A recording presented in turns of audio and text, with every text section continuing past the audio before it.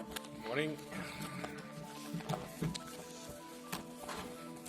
We agreed on the 2040 targets, on all the content of the climate law. We agreed on an NDC.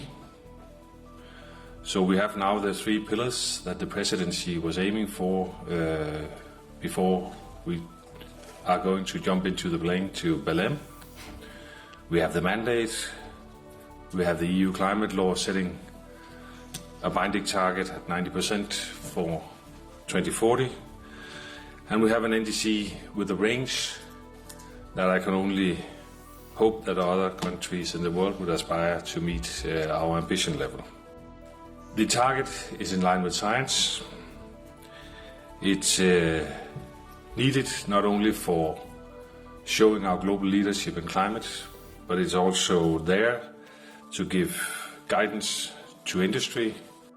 I think the strongest dream in this planet is the European dream. It's a dream of a continent based on democracy that works together, securing the living conditions of Europeans at present times, but also in the future. A dream of a continent that will protect the competitiveness of its economy.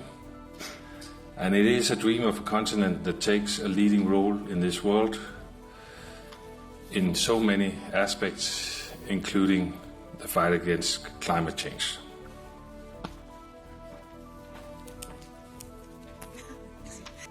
I think and I'm convinced the result, both on the NDC and on the 2040 targets, is excellent. And of course, as always in politics, the road is never a straight line. It's not a national politics, at least not in my experience, and it is not in European politics. We have agreed to a legally binding headline 2040 target of 90%, with a domestic target of 85 and an up to 5 international credits. We have reaffirmed the flexibilities that we've put on the table.